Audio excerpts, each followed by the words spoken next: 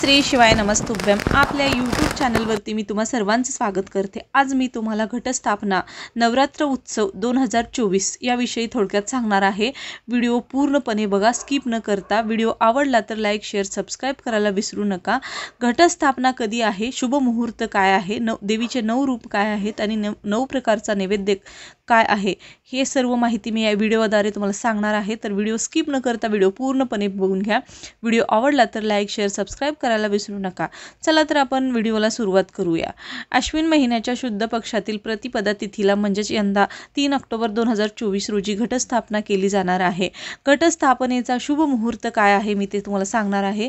सकाळी 6:15 पासून ते 7:22 पर्यंत घटस्थापनेचा शुभ मुहूर्त आहे। तुम्ही या काळामध्ये घटस्थापना करू शकता। याच्यानंतर अजून एक दुसरा मुहूर्त आहे, अभिजात मुहूर्त आहे। जर सकाळच्या मुहूर्तामध्ये तुमची घटस्थापना झालेली नसेल तर तुम्ही नंतरच्या मुहूर्तामध्ये घटस्थापना करायचा आहे। तरी पण त्या दिवशीचा दिवस पूर्ण शुभ असतो, तुम्ही केव्हाही घटस्थापना करू शकता। दुसरा मुहूर्त आहे दुपारी 11:46 पासून ते 12:33 पर्यंत दुसरा हा मुहूर्त आहे। या वेळेमध्ये सुद्धा तुम्ही घटस्थापना करू शकता। अशा प्रकारे हे 2 मुहूर्त आहेत, त्या 2 मुहूर्तामध्ये तुम्ही केव्हाही घटस्थापना करू शकता। शारदीय नवरात्रीचे महत्त्व काय आहे ते याविषयी मी तुम्हाला सांगते। शारदीय नवरात्रीला खूप महत्त्व दिले जाते। अश्विन महिन्यातील शरद ऋतूची सुरुवात होते असल्याने याला शारदीय नवरात्र असे म्हणतात। पौराणिक कथेनुसार अश्विन महिन्यात शारदीय नवरात्रेमध्ये दुर्गा मातेने महिषासुराचा 9 दिवस युद्ध केले आणि 10व्या दिवशी त्याचा वध केला। तर या दिवसाची म्हणून आपण तेव्हापासून विजयादशमी हा सण साजरा करतो, म्हणजेच दसरा। तेव्हापासून माता दुर्गा आणि तिच्या 9 रूपांची 9 दिवस आपण पूजा करतो। धार्मिक मान्यतेनुसार नवरात्रीच्या 9 दिवसात देवीच्या कोणत्या रूपामध्ये देवी पृथ्वीवर आलेली असते, म्हणून आपण या दिवशी दुर्गा पूजा करतो 9 दिवस आणि या दिवसांना खूप महत्त्वाचं स्थान देण्यात आलेलं आहे। अश्विन शुद्ध प्रतिपदेपासून नवमी नवरात्र उत्सव साजरा केला जातो। कुलदेवतेची स्थापना यावेळी केली जाते। काही जणांकडे देवीची मूर्ती प्रतिष्ठा करतात, तर काही जणां कलश मांडतात, त्यावर घटस्थापना हे विशेष मुहूर्त आहे। त्या दिवशी आपण केव्हाही घटस्थापना करू शकतो। अश्विन शुद्ध प्रतिपदेच्या दिवशी दिवसभर केव्हाही पूजा करून मांडू शकतो आणि आपण पूजा मांडली की 9 दिवस हलवीत नाही। या 9 दिवसात 9 देवींच्या 9 रूपांची आपण पूजा करतो आणि नवरात्रीच्या दिवसामध्ये 9 दिवस अखंड दीप प्रज्वलित केला जातो। तो दिवा तुम्ही तुपाचा किंवा तेलाचा सुद्धा लावू शकता। महाराष्ट्रातील माहूरची रेणुका माता, तुळजापूरची तुळजाभवानी व कोल्हापूरची महालक्ष्मी व वणीची सप्तशृंगी देवींच्या या ठिकाणी हे 3.5 शक्तिपीठांपैकीचे शक्तिपीठ आहेत। या ठिकाणी देशभरातून लोक येतात, भक्तिभावाने मोठ्या श्रद्धेने येऊन यांचं या दिवसामध्ये नवरात्री दिवसामध्ये दर्शन घेतलं जातं आणि त्या ठिकाणी मोठ्या प्रकारे उत्सव साजरा केला जातो। तर देवींच्या 9 रूपांचे कोणकोणत्या पहिल्या दिवशीच्या देवीचं रूप काय आहे आणि त्या देवींचा नैवेद्य काय केला जातो याविषयी तुम्हाला सांगते। नवरात्रीच्या 9 दिवसांमध्ये देवीच्या 9 विभिन्न रूपांचं आपणाला दर्शन घडतं। नवरात्रीमध्ये भक्त देवी दुर्गा उपासनेबाबत उपवासांनी पूजा करत असतात। बघायला गेलं तर तुम्ही देवीला प्रामाणिक अंतकरणाने जो काही प्रसाद अर्पण करतो तो देवी स्वीकार करते। परंतु नवरात्रीच्या 9 दिवसांमध्ये ज्याप्रमाणे दुर्गा देवींच्या 9 रूपांची वेगवेगळ्या प्रकारे पूजा केली जाते, त्याचप्रमाणे नवरात्रात प्रत्येक दिवशी देवीला वेगवेगळा नैवेद्य दाखवला जातो आणि प्रत्येक दिवशी वेगवेगळा प्रसाद अर्पण करू शकतो आपण। तर पहिल्या दिवशीच्या देवीचा आपण प्रसाद आणि पहिल्या दिवशींची देवी कोणती आहे त्याविषयी सांगते मी। पहिल्या दिवशी दुर्गा देवीच्या शैलीपुत्र रूपाची पूजा केली जाते। पर्वत राजा हिमालयांची मुलगी पहिल्या दिवशीची दुर्गा देवीच्या शैलपुत्री रूपाची पूजा केली जाते। पर्वत राजा हिमालयाची मुलगी शैलपुत्रीला गाईचे तूप अर्पण केले जाते। असे केल्याने सर्व रोग आणि देवीकडून निरोगी आयुष्याचे आशीर्वाद प्राप्त होते, ज्यामुळे शरीर निरोगी राहते। ज्योतिषशास्त्रानुसार तूप सूर्य आणि गुरुशी संबंधित आहे। तूप अर्पण केल्याने या ग्रहांची प्रतिकूलता कमी होते। नवरात्रीच्या दुसऱ्या दिवशीची देवी भगवती दुसरे रूप ब्रह्मचरिणी पूजा केली जाते। देवी ब्रह्मचरिणी या जगाचा सर्व परिवर्तनांनी आणि अविनाशी जगाच्या दुष्टांच्या जाणकार आहे। या दिवशी देवीला साखर अर्पण करणे शुभ मानले जाते। हा प्रसाद अर्पण केल्याने कुटुंबात सुख आणि शांती राहते, तसेच चिरायू वरदान प्राप्त होते। ज्योतिषशास्त्रामध्ये साखर शुक्राशी संबंधित आहे।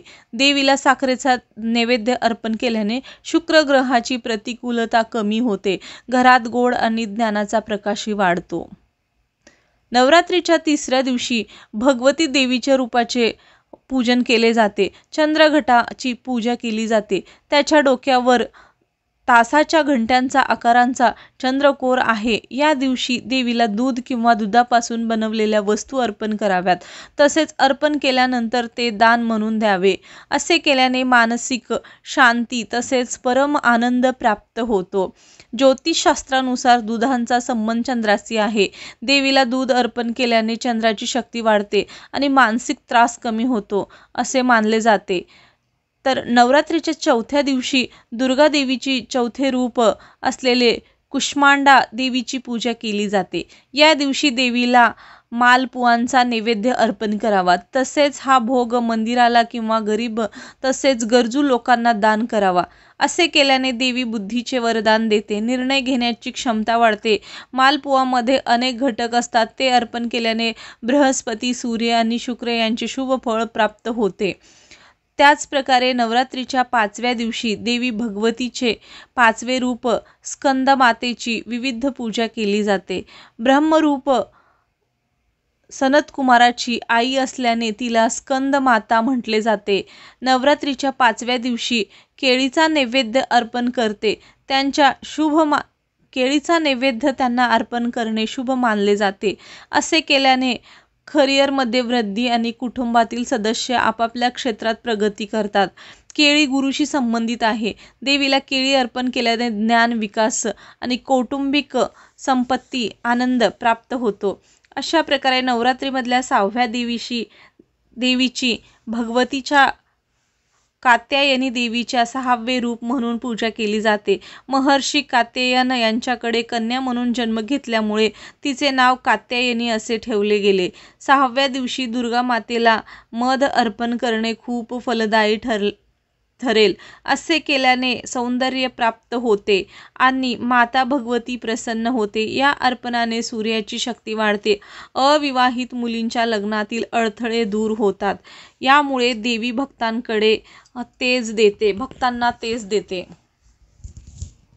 तर नवरात्रीच्या 7व्या दिवशी दुर्गा देवीचे 7वे रूप असलेल्या कालरात्रीची पूजा केली जाते। देवी कालरात्री अर्धनारीश्वरी शिवांच्या तांडव अवस्थेत दिसतात।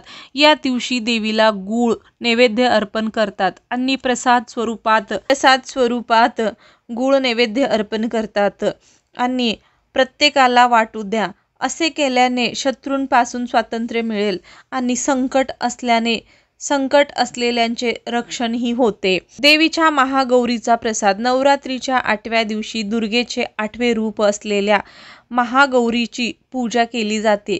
तिने तपश्चर्या गौरवर्ण प्राप्त केले। नवरात्रीच्या 8व्या दिवशी महागौरीला नारळ अर्पण करावा, तसे नारळ दान करणे शुभ मानले जाते। असे केल्याने देवी माणसाच्या सर्व इच्छा पूर्ण करते। ज्योतिषशास्त्रात नारळ चंद्राशी संबंधित आहे। नवरात्रीच्या शेवटच्या दिवशी म्हणजेच 9व्या दिवशी देवी दुर्गांच्या 9व्या रूपांची सिद्धिदात्री याची विविधता पूजा केली जाते। या दिवशी देवीला हरभरा खीर अर्पण करावी, तसे कुमारिकांची पूजा केली पाहिजे। असे केल्याने कुटुंबात सुख आणि शांती राहते। देवीच्या आशीर्वादाने समृद्धी देखील येते। देवीला हा प्रसाद अर्पण केल्याने नवग्रहांचे प्रतिकूल परिणाम दूर होतात। तर अशा प्रकारे 9 दिवसांच्या 9 देवींना काय अर्पण करायचं आणि नैवेद्य काय दाखवायचा आणि देवीची कशा प्रकारे पूजा करायची आहे हे सर्व मी माहिती या व्हिडिओमधून सांगितलेलं आहे। व्हिडिओ शेवटपर्यंत बघा। व्हिडिओ आवडला तर लाईक, शेअर, सबस्क्राईब करायला विसरू नका। चला तर हा व्हिडिओ इथेच संपला। धन्यवाद।